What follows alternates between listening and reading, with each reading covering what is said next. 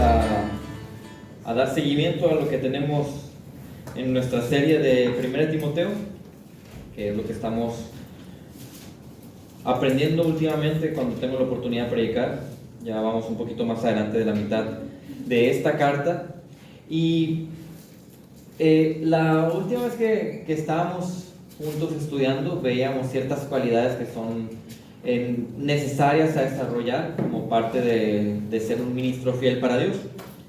Y nosotros he titulado el día de hoy, más que nada, el sermón de esta mañana, el ejercicio de la piedad, porque lo que, si recuerdan, lo que Pablo está haciendo es, primero te enseñé y te mostré la precaución de los falsos maestros que te van a invitar a la apostasía. Ahora yo te quiero pintar un contraste para que veas cómo es un ministro fiel, porque lo que está haciendo Pablo es decirle a Timoteo, ahí yo te voy a mandar a que estés ahí en Éfeso, en esta iglesia que es bien problemática, que hasta tiene falsos maestros ahí. Muchos han adoptado filosofías terribles, había mucha religiosidad. De hecho, Éfeso era un lugar donde tenían este templo que era considerado una de las maravillas del mundo antiguo, un templo a Afrodita, donde de manera supuestamente religiosa prostitutas se iban hacia allá y tú de manera espiritual estabas con esta prostituta porque era lo que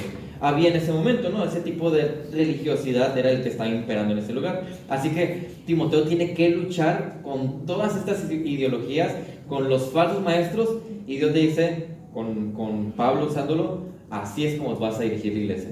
Así es como la iglesia tiene que relacionarse y es la dinámica que van a seguir. Así que ahora Pablo le habla del ejercicio de la piedad, pero si se dan cuenta, esto es como una cadenita.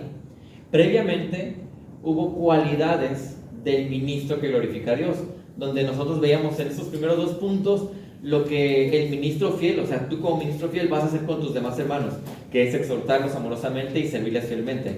Pero ¿qué vas a hacer tú de forma interna y personal? Es pensar bíblicamente y vivir íntegramente. Y ahora lo que hace Pablo es darle una tonalidad de más práctica. Bueno, ¿cómo vas a tú ser más efectivo en tu exhortación, en tu servicio, tu forma de pensar y cómo vives? Bueno, eso es por medio del ejercicio de la piedad. Así que cuando tú y yo pensamos en ejercicio, en mi cabeza yo pienso en deporte, y el deporte que más sigo yo, aparte del fútbol, pero que yo considero que es el deporte de más alto rendimiento, donde una persona, un ser humano, se exprime por completo, es el ciclismo.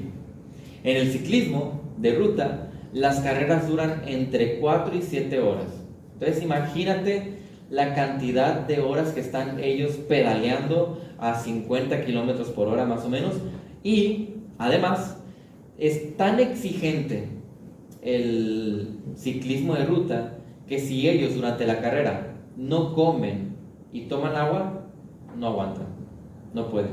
Ellos durante la carrera llevan ciertos geles de energizantes y agua para poder aguantar, si no, no pueden terminar la carrera. Entonces es muy particular, porque si tú sigues como yo el ciclismo de ruta, te vas a dar cuenta que hay ciclistas que preparan todo un año o toda una temporada solamente para una carrera. Imagínate estarte preparando todo un año solamente para una carrera.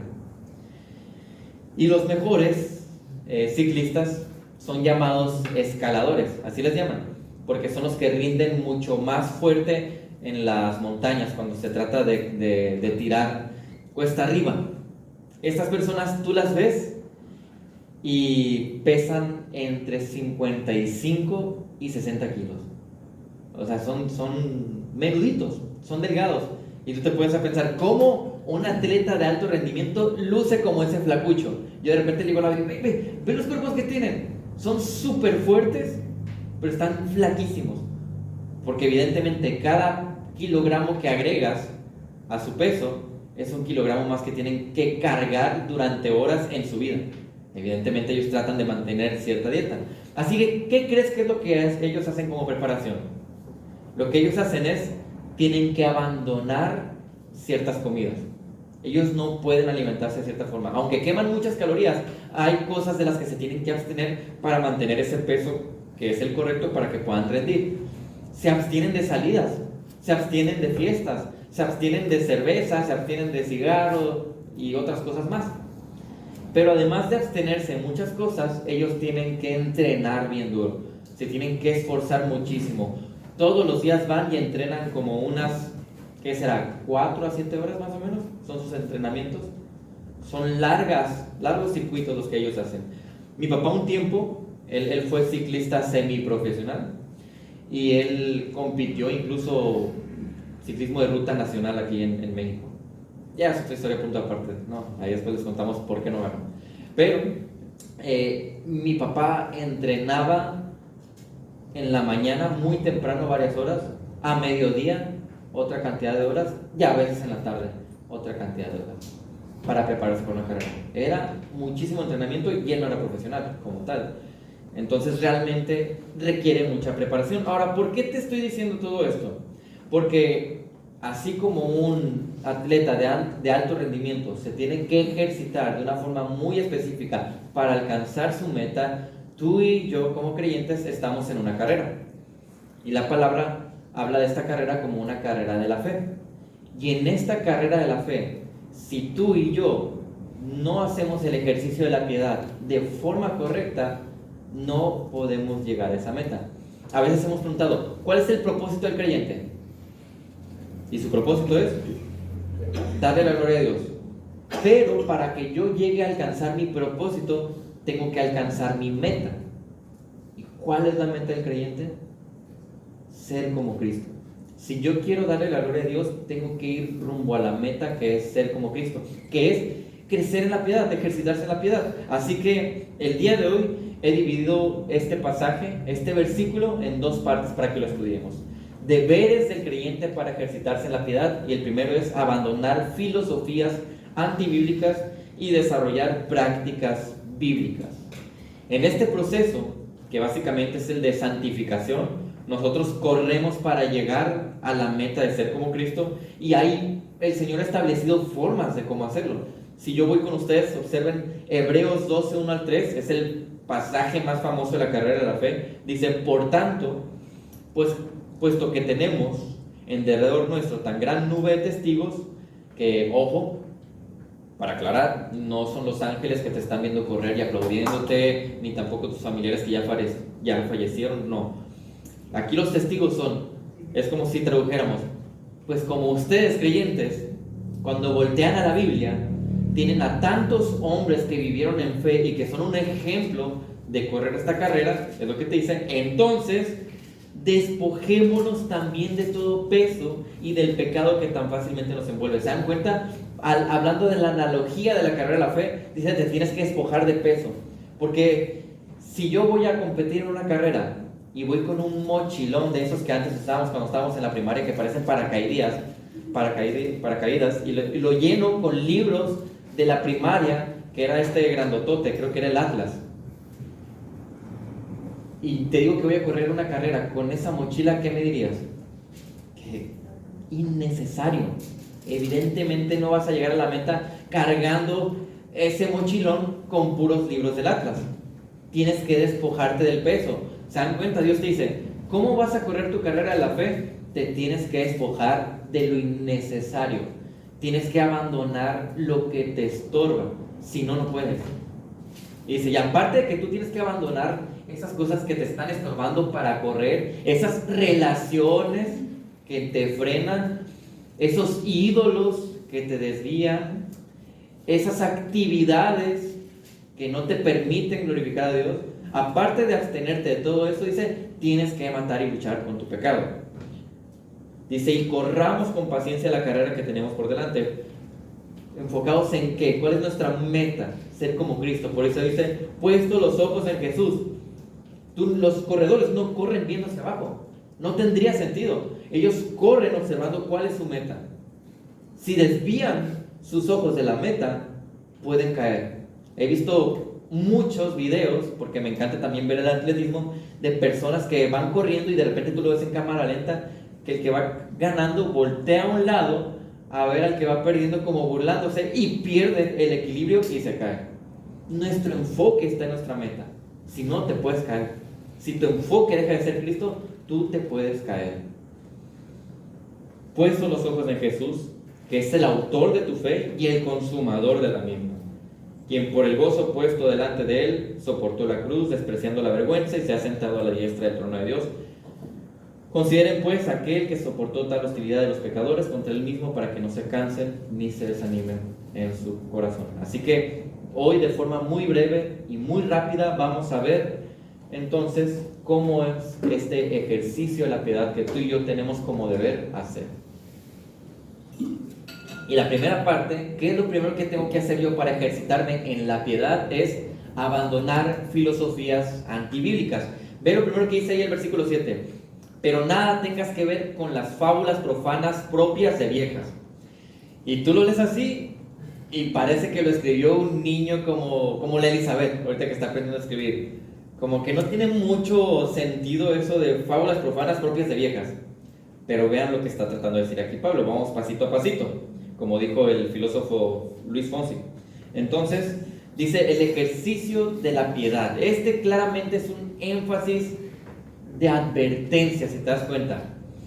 Te está diciendo, para que tú te ejercites, primero te voy a advertir de algo. Tú no te vas a ejercitar si no te abstienes. Tú no vas a crecer si no abandonas. Así que te tienes que despojar de cosas. ¿Duele despojarse? Claro que sí. El Tony del pasado, que tenía por ahí unos 17 años, antes de conocerte, bebé. No te conocía todavía. Ese Tony del pasado no se quería despojar de su relación de yugo desigual. Aunque no fue mi novia, una de las muchachitas que llegué a conocer, yo estaba enamorado de ella, yo quería estar con ella, y yo sabía que no debía estar con ella, pero quería estar con ella. Que ya ni me acuerdo su nombre, ni te preocupes.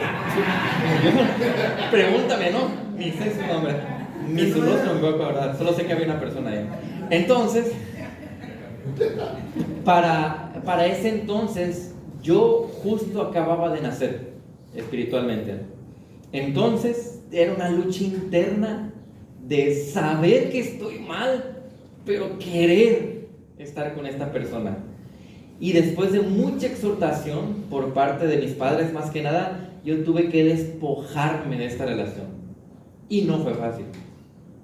El Tony dramático del pasado se deprimió un poco porque se tuvo que despojar de esta relación. Dolía, claro que sí. No lo quería hacer, pero era necesario. Si no, yo no podía crecer en piedad. Si no, yo no podía madurar y desarrollarme. Y aquí Pablo está enfatizando las filosofías bíblicas, antibíblicas, con las que vamos a luchar. ¿Y cuáles son estas filosofías antibíblicas? Mira, tú y yo estamos luchando constantemente con la cultura, con la cosmovisión de la gente y con la religiosidad. Esas cosas tú y yo de aquí en adelante y toda nuestra vida vamos a estar luchando, porque la cultura todo el tiempo me va a estar llevando al pecado. Es más, me encanta el fútbol, ya viene el mundial, me pongo a ver los anuncios y de repente te ponen a una reportera con poca ropa y toda provocativa. ¿Qué es lo que están invitándote a hacer? ¿Qué es lo que provoca en tu mente eso? En un hombre va a provocar lujuria, porque así somos. Y amo el fútbol, pero de repente van y me ponen a esta persona ahí. Ya ni disfrutar dejan. Y ahora tengo que luchar con mi pecado solamente por ver un deporte. ¿Te das cuenta? La cultura está impregnada de esto. Es más, antes yo ya no veo televisión, la abierta, porque pues no sé, hace mucho tiempo que no la vemos. Pero yo me acuerdo que había comerciales. Y recuerdo que un comercial de cepillo de dientes, y te ponen a una mujer con poca ropa. ¿Qué tiene que ver el cepillo de dientes con una mujer con poca ropa? Un anuncio de autos, de llantas, y te ponen una mujer con poca ropa. ¿Qué tienen que ver las llantas con una mujer? Nada, es la cultura. La cultura. Todavía te ponen a un hombre, un mecánico o algo, no, te ponen a una mujer. Entonces, la cultura te está empujando y te quiere llevar al pecado, quiere desviar tu enfoque. Recuerda, ¿quién es el diseñador de esta cultura? Es el diablo. Él es quien con filosofías demoníacas quiere desviarlo. Quiere que tu cosmovisión sea impregnada e informada por cosas que no son las correctas o lo que Dios quiere.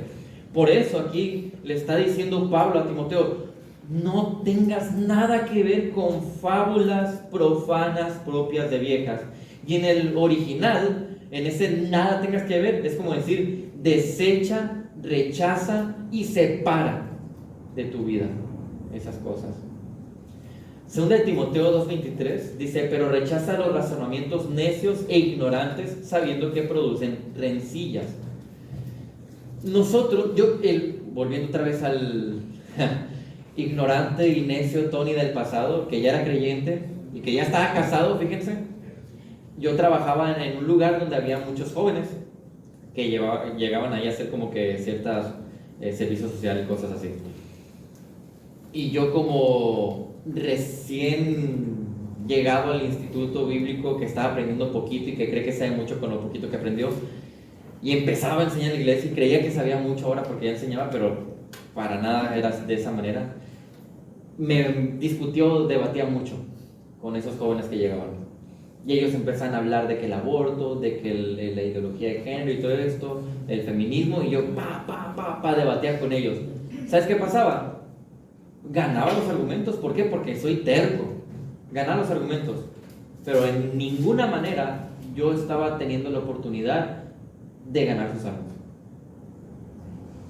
Ellos se iban entendiendo que mi lógica y la lógica que presentaba claramente hablaba en contra del aborto, claramente hablaba en contra de las ideologías de género y claramente hablaba en contra del feminismo, pero nada entendían del evangelio después de eso. ¿De qué sirvió? Nada. Era alguien que solamente tenía razonamientos necios e ignorantes que causaban rencillas. Y más que nada, aquí lo que está tratando de hacer Pablo es de observar que el día de hoy te van a rodear muchas cosas. Hay mucho que tú estás pensando que está mal. Hay mucho que tú consideras como una idea correcta que está equivocado.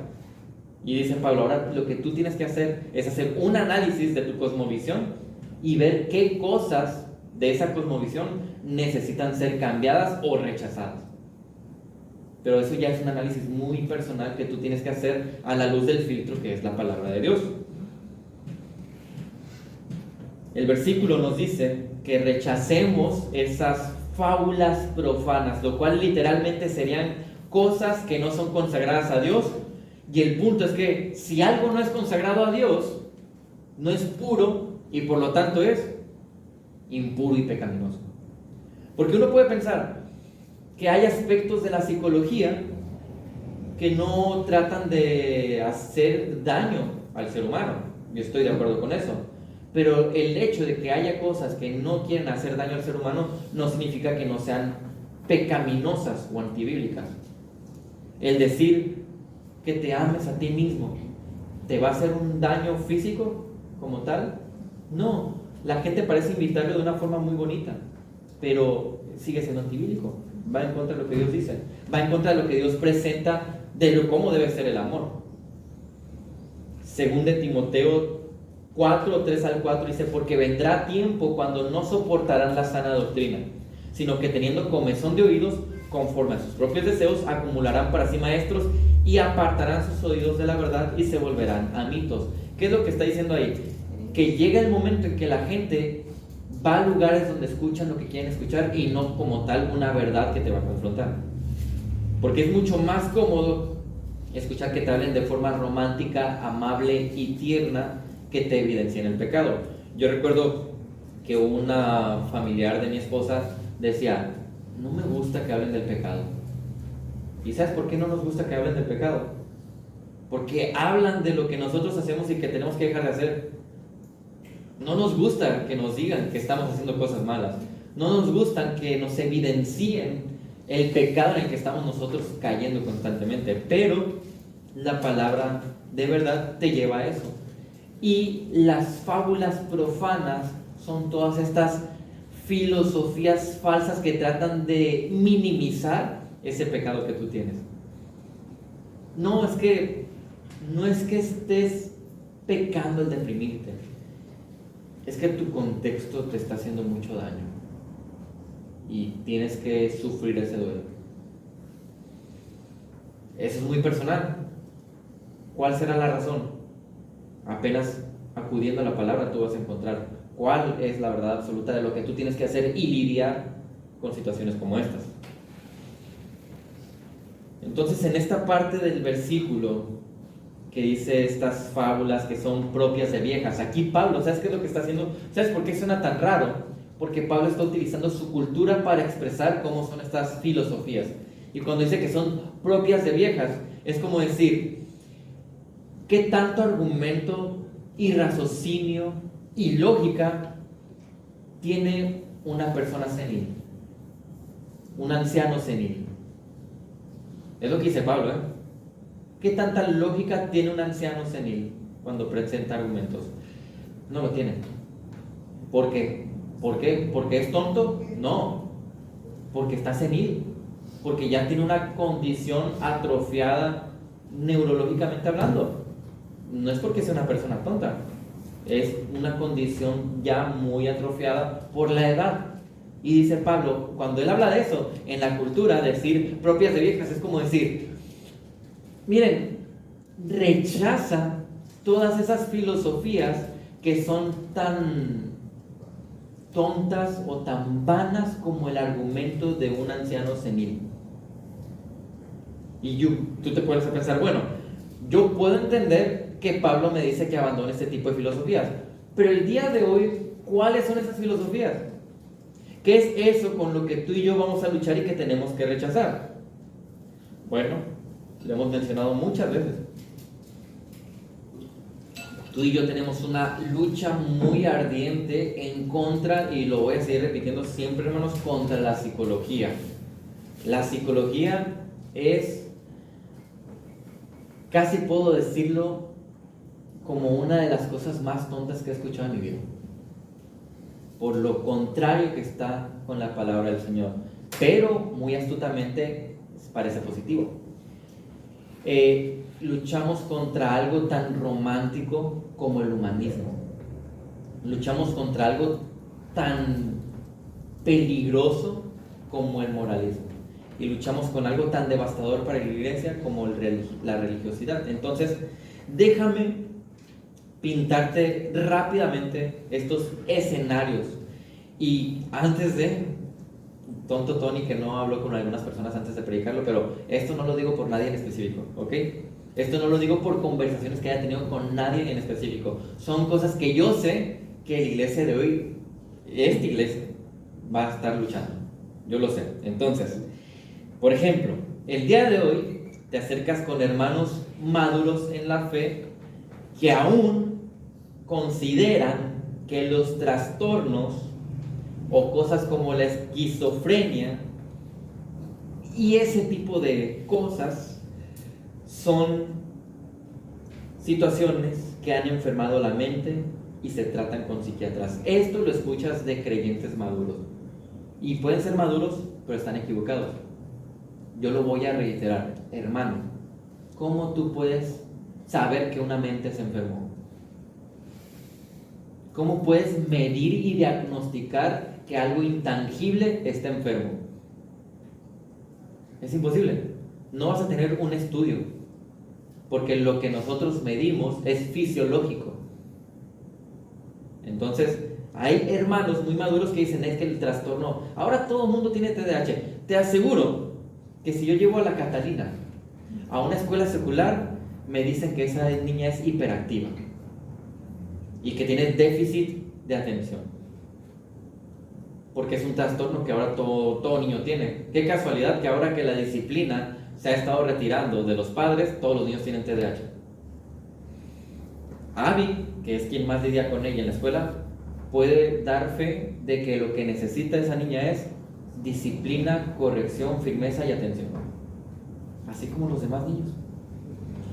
El día de hoy verás a personas de la iglesia más preocupados por ver que la iglesia proponga apoyos de caridad y ayuda a los pobres y a los necesitados, como más importante que el hecho de que estemos empujando constantemente a la santidad. Y yo recuerdo haber conversado con hermanos muy cercanos que hablan de hombres que conocieron antes porque pusieron esta local para atender a niños que tenían estas condiciones y estas otras condiciones, y luego, ¿y el evangelio dónde estuvo ahí? ¿Dónde están estos niños el día de hoy? ¿Sabes dónde están la mayoría de ellos? Drogas o muertos.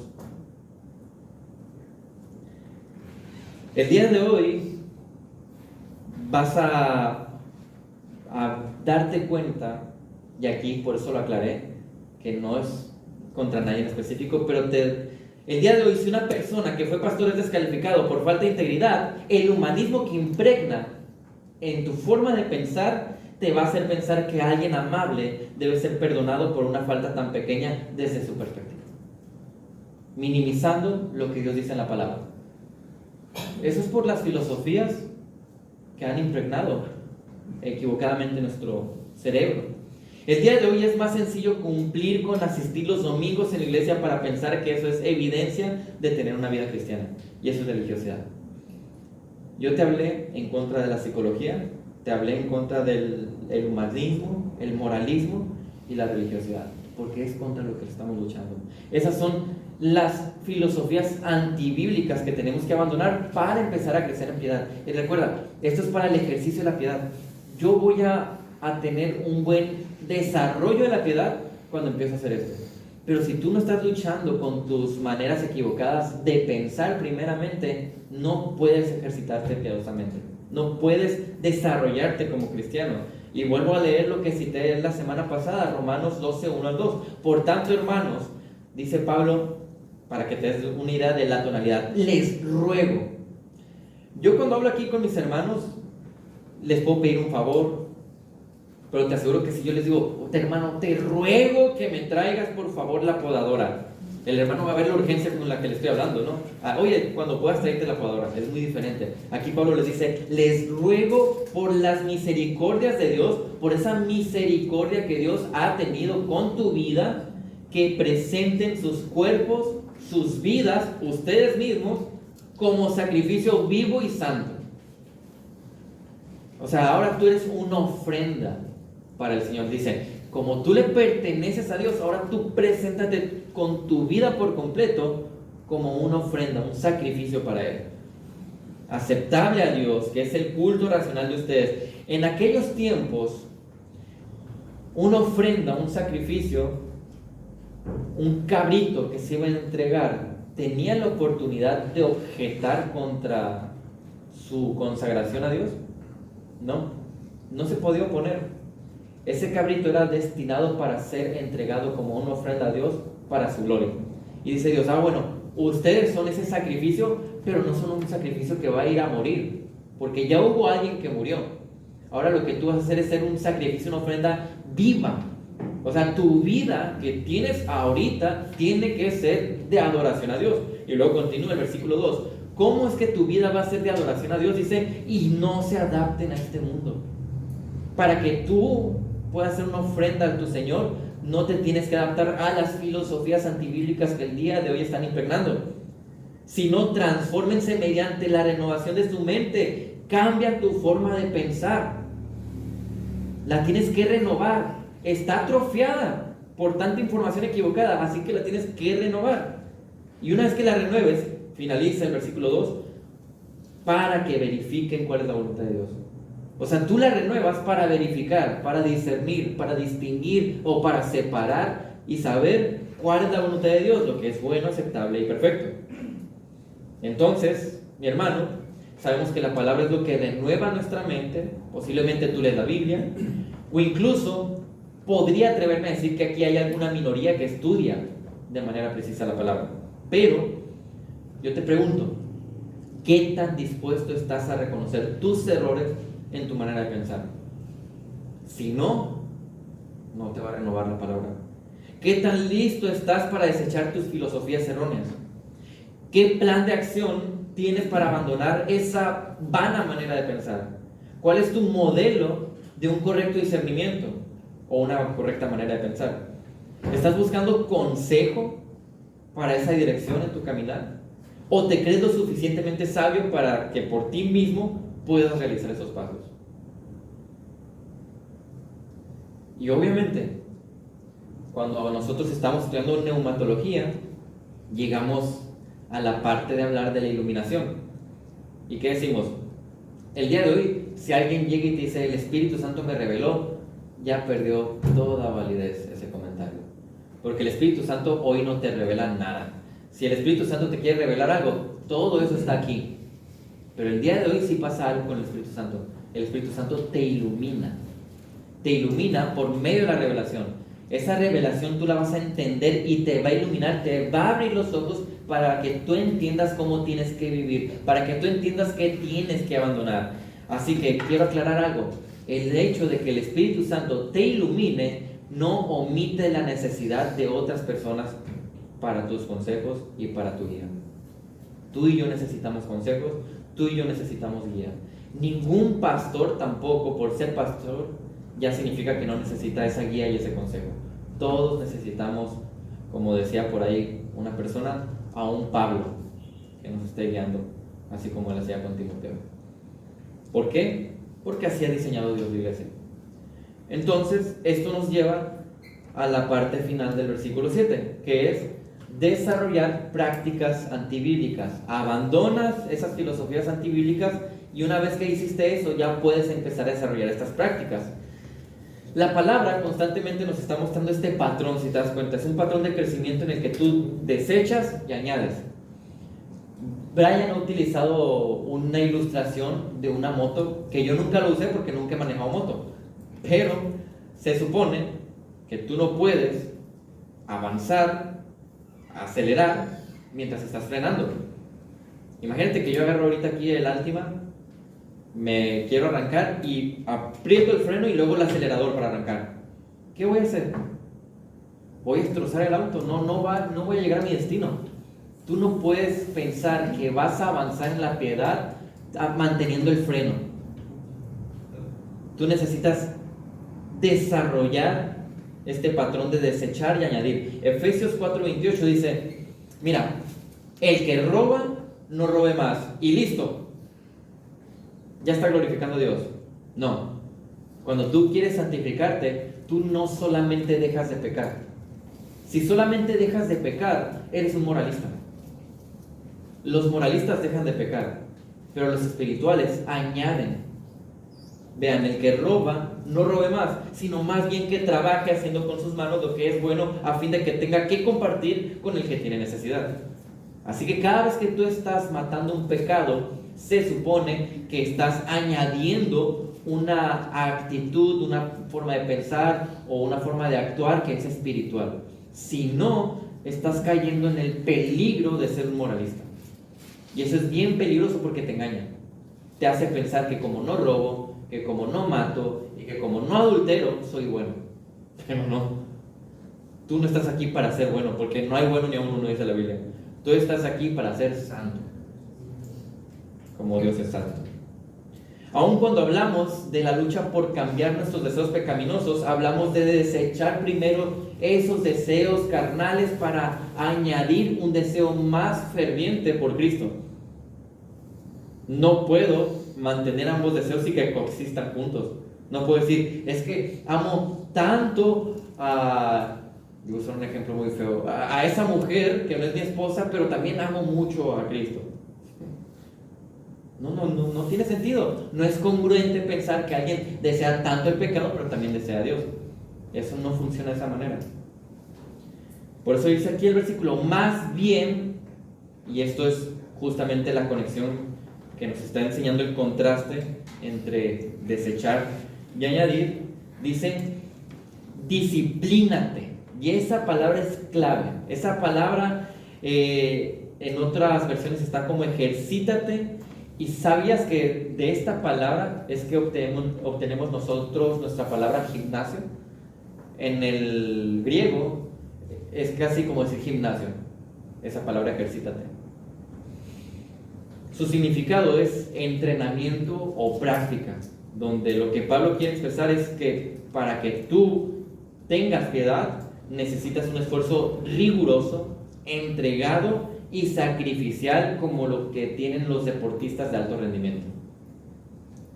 Pablo quiere enfatizar lo importante de que el creyente verdadero no solamente cambie o deseche filosofías antibíblicas, sino que tiene que seguir dando pasos. Desechas formas de pensar y continuamente te esfuerzas por desarrollar prácticas que te hagan crecer en esa piedad. Porque como ya desechaste esa mala manera de pensar y entonces se añadió una nueva que es la correcta, ahora tienes una forma diferente en cómo debes de practicar y crecer en la piedad. Porque estás aprendiendo. Disciplínate a ti mismo para la piedad. Y hablando de esa piedad, esta palabra fue definida de muchas maneras en esa época, pero apuntando a un solo rumbo. Entonces vean cómo la definía. Platón la definía como conducta correcta con la relación a los dioses. Los estoicos decían que era conocimiento de cómo debe adorarse a Dios. Luciano dijo que describía a uno que era amante de los dioses, mientras que Genofonte dijo que caracterizaba a alguien que era sabio con relación a los dioses. Y aunque todos estos son filósofos del mundo, la palabra piedad en su concepto apuntaba hacia donde mismo: una entrega, una devoción y un correcto amor a Dios. La misma palabra ha definido este concepto de piedad en 2 de Pedro como la correcta religión, y en Santiago también. Piedad es la correcta religión, una entrega correcta a Dios. Así que en el mundo cristiano, esto es una actitud que se aprende y se desarrolla. Esa es una respuesta hacia el Dios verdadero. Esa es una preocupación del corazón sobre las verdades de la Biblia. De manera que esta preocupación te lleva a ajustarte a lo que ella dice. Esto es un respeto por lo que Dios merece. Esto es una necesidad y una responsabilidad por darle gloria a Dios. Eso es lo que vendría a ser el concepto el día de hoy de piedad para nosotros. Todo eso. 1 Timoteo 6:3 dice: si alguien enseña una doctrina diferente y no se conforma a las sanas palabras, la de nuestro Señor Jesucristo, y a la doctrina que es conforme a la piedad. ¿Te das cuenta? La doctrina que es conforme a la piedad es la sana doctrina. 2 Timoteo 3:12: y en verdad todos los que quieren vivir piadosamente en Cristo Jesús serán perseguidos. Entonces te está diciendo la palabra que la piedad siempre tiene que estar regida o ajustada por la sana doctrina, pero al mismo tiempo esa piedad evidencia una forma de vivir que tristemente, vamos a decirlo, te va a llevar a padecer. O sea, hay una evidencia de que alguien vive en piedad. ¿Por qué? Porque el Señor lo hace sufrir para su crecimiento. Y quiero aclarar algo: es muy diferente el sufrimiento por tu pecado y el sufrimiento por la piedad, porque hay muchos que sufren por su pecado. 1 Corintios 9, 24 al 27 dice: ¿no saben que los que corren en el estadio, todos en verdad corren, pero solo uno obtiene el premio? Entonces corran de tal modo que ganen ese premio. Y todo el que compite en los juegos se abstiene de todo. Ellos lo hacen para recibir una corona corruptible, pero nosotros una incorruptible. Por tanto, yo de esta manera corro, no como sin tener meta. De esta manera peleo, no como dando golpes al aire, sino que golpeo mi cuerpo y lo hago mi esclavo, no sea que habiendo predicado a otros, yo mismo sea descalificado. Lo que está utilizando como analogía aquí Pablo es otra vez los deportistas, y dice algo muy particular. Dice: yo de esta manera corro, no como sin tener meta. Y es que tú como cristiano no vas a ser piadoso si no sabes cuál es tu meta. Y tú vas a decirme: no, es que mi meta es Cristo. Y conoces ese Cristo. De verdad, cada día estás conociendo más ese Cristo. Si tú no conoces cada día más a Cristo, no tienes noción de cuál es tu meta. Y los que corren sin saber cuál es la meta, es como si dieran vueltas en círculos, no van a ningún lado. Y sigue diciendo Pablo ahí: de esta manera peleo, no como dando golpes al aire. Imagínate lo ridículo que sería ver al Canelo peleando con una persona y tirando solamente golpes al aire. Que bueno, no es tan ridículo como pegarle a un costal que le ponen normalmente, ¿no? Pero imagínate dar solamente golpes al aire. Es ridículo, es innecesario, es tonto. Cuando alguien pelea solamente tirando golpes al aire, eventualmente se le van a cansar los brazos y ni los va a poder levantar. Y culmina esta porción de Corintios que acabo de leer, dice, sino que golpeo mi cuerpo y lo hago mi esclavo. ¿Qué está representando aquí Pablo? Tu cuerpo te dice en la mañana, tengo sueño, no te levantas. Eso te dice tu cuerpo en la mañana. Y si nos quedamos aquí 5 minutos más, ahora que prendemos el aire, quedarse así acurrucadito con la cobija es bien rico hecho bolita. Eso te dice tu cuerpo. Y ahí tú decides qué hacer.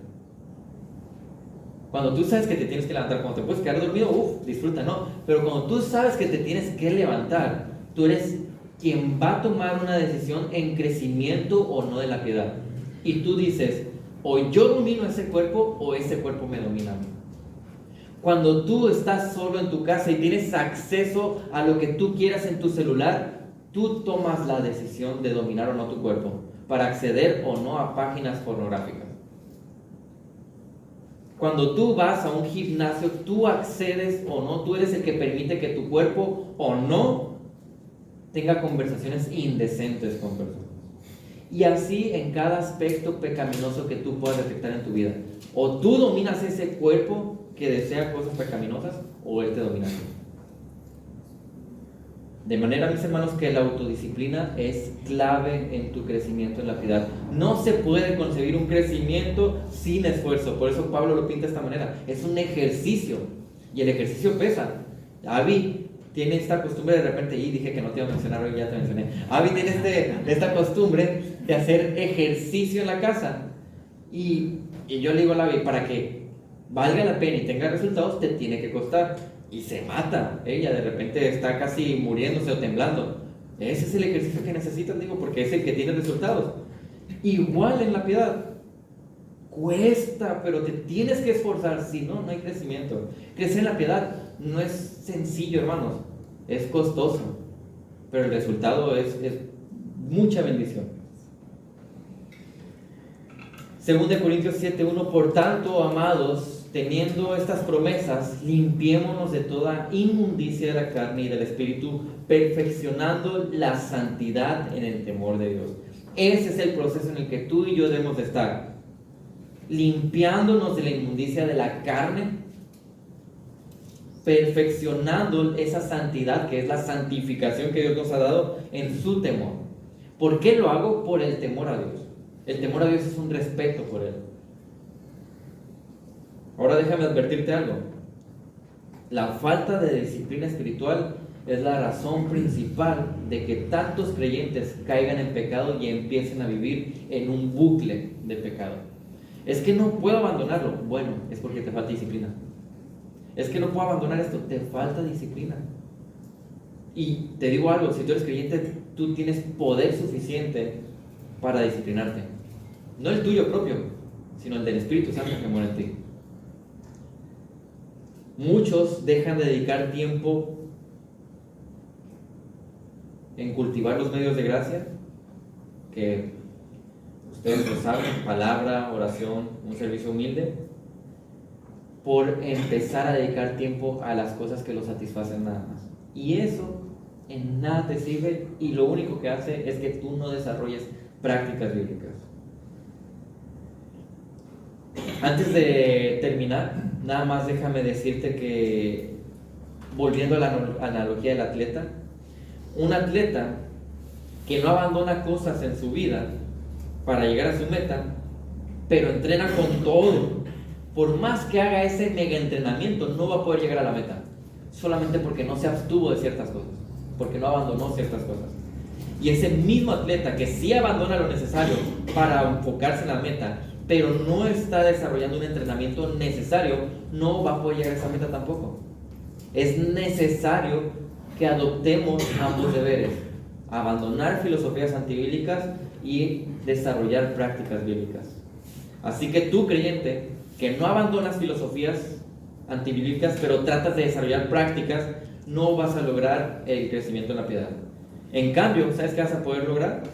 Filosofías que son parecidas a la verdad, pero están en el error. Y si tú, creyente, abandonas las filosofías antibíblicas, creces con una teología sólida, pero no estás desarrollando prácticas bíblicas, eres probablemente un religioso hipócrita que claramente no se caracteriza por la piedad. Y suena duro, pero esa es la realidad. Y si nosotros no hablamos con realidad, no podemos hacer cambios. Recuerdo que una vez una persona comentó: no, es que a mí me gusta ver el vaso medio lleno. El vaso no se ve medio lleno ni medio vacío. El vaso tú lo vas a ver tal y como es. Tú tienes que ver las situaciones en tu vida con una realidad objetiva. Si no hay una realidad objetiva, no hay cambios correctos. No veas las cosas con positivismo o negativismo. Eso no es lo que el Señor quiere. El Señor quiere que tú veas las cosas con una realidad espiritual, correcta. Lo que habitualmente hemos mencionado nosotros como pastores es que tenemos que buscar mayor conocimiento relacional de Dios. Es muy diferente el conocimiento de información y el conocimiento relacional. La gente tiene mucho conocimiento de información y posiblemente algunos de aquí también lo tengan, pero si no existe un conocimiento relacional, no sirve de nada. Yo le puedo preguntar a la vecina si conoce a mi esposa y va a decir que sí, pero ella no sabe cuál es su color favorito, ella no sabe cuál es su comida favorita, ella no sabe qué le gusta hacer por las mañanas, ella no sabe a qué hora le gusta acostarse o levantarse, ella no sabe, bueno, no sé si se da cuenta de algunas cosas, no, pero ella no sabe nada de eso. ¿Por qué? Porque es un conocimiento de simple información. En cambio, yo tengo un conocimiento relacional con Abby. Ahora yo te pregunto, ¿tú sabes exactamente qué le agrada a Cristo? ¿Qué aborrece Cristo? ¿Y qué quiere Cristo que tú hagas para tener ese conocimiento relacional? Y además, como creyentes, ejercitarnos en un gimnasio espiritual es necesario. ¿Ese gimnasio espiritual qué es? Las disciplinas. Es la correcta asimilación de la palabra. ¿Tú estás buscando asimilar correctamente la palabra de Dios? O bueno, ¿qué estás haciendo para tratar de asimilar correctamente la palabra de Dios todos los días? ¿Qué estás haciendo para depender más de Dios en oración todos los días? ¿Qué estás haciendo para servir más a tu iglesia cada vez que hay oportunidad? ¿Qué estás haciendo para adorar a Dios todos los días? ¿Qué cambios haces? ¿Qué piensas en la mañana que vas a hacer el día de hoy en adoración a tu Dios? ¿Qué estás haciendo para ser un mejor administrador del cuerpo que Dios te dio? Metiéndole todas las calorías que tú puedas, el azúcar y la sal a todo lo que da, la cocona de 600 que no falte. ¿Qué estás haciendo para administrar tus finanzas para la gloria de Dios? Cuando llega el domingo, ¿tú ya tenías reservado qué le ibas a ofrendar a Dios? O bueno, de lo que tú recibiste en el mes, ¿qué tanto dijiste tú? Yo lo voy a apartar a mi Dios como una ofrenda. ¿Y qué es en lo que tú inviertes? Recuerda, tú inviertes en lo que más deseas y amas. ¿Qué hay de tu tiempo? ¿Cómo estás administrando el tiempo para que todo eso que acabo de mencionar pueda ser una realidad rutinaria en tu vida? Porque ese es el gimnasio espiritual. Y sin esfuerzo, sin ejercicio, no hay crecimiento y desarrollo. Así que, mis hermanos, ejercitémonos, corramos esta carrera y lleguemos a la meta. Eso es lo que tenemos que hacer. A mí me encanta este versículo de Hebreos que les voy a leer. Miren, hermanos, yo no soy chillón, yo no soy sentimental, yo no soy muy sensible, a menos que vea una película de Pixar, pero yo no soy muy sensible, yo no soy nada de eso, casi no lloro ni ese tipo de cosas, no sé, no me nace. Pero soy bien, como que yo tengo cosas muy particulares que me quiebran, bien raro. Entonces, a veces yo les pongo un video a las niñas, a mis hijas, de un video bíblico. Y tiene de fondo esta canción de Mi vida es Cristo, pero en inglés. Entonces te muestran una imagen de cómo una persona fue salva, pero está como por allá en el Medio Oriente, porque resulta que cuando él se dio cuenta de lo que Cristo hizo por él y empezó a leer la Biblia, te ponen una imagen donde él empieza a desechar muchas cosas que son vanas y materiales y le entra un deseo por decir, yo tengo que predicar el Evangelio. Entonces te ponen en el video un mapa de cómo, viviendo en América, se fue a África para compartir el Evangelio. Entonces lo agarran porque está predicando el evangelio en un lugar donde es ilegal hacerlo. Y le dicen, oye, mira, aquí está un tratado que dice que tú ya no vas a predicar el evangelio y que tú te retractas de todo lo que dijiste de Cristo. Fírmalo y vivirás. Pero si te niegas, te vamos a matar. Entonces como que le ponen el papelito enfrente a y esta persona pues recuerda todo lo que Cristo ha hecho por él y dice, no, aventa el papel y la pluma, el tratado y se negó. Y se ve una imagen como que le empiezan a golpear. Y al final está él nada más, le pone una pistola y se ve como que alguien jala el gatillo. Y la imagen así inmediata, te das cuenta que está haciendo la cara de él. Inmediatamente está en el paraíso, así. Abre los ojos y voltea a lo lejos y ahí está Dios, esperando. Y vean lo que dice el versículo. Así pues, salgamos a su encuentro fuera del campamento, llevando su oprobio, porque no tenemos aquí una ciudad permanente, sino que buscamos la que está por venir. Porque nosotros, hermanos, somos peregrinos aquí. O sea, mi ciudadanía, mi herencia no está aquí. Esto es pasajero, esto es vano. Yo le digo a la vida, estamos aquí para un ratito nada más. ¿Y qué si sufrimos? ¿Y qué si batallamos? ¿Y qué si me niego a mis deseos? A final de cuentas, nosotros somos como salimos del campamento a vivir entre la oscuridad, pero salimos del campamento para más adelante ir con nuestro Padre, con nuestra herencia, que Él te espera. Entonces, ese es el ejercicio de la piedad.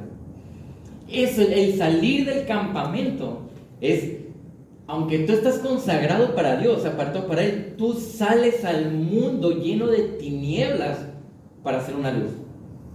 No hay luz sin piedad. Con eso quiero terminar, hermanos. No hay luz sin piedad. Somos llamados a la piedad, ejercitar. Vamos a orar.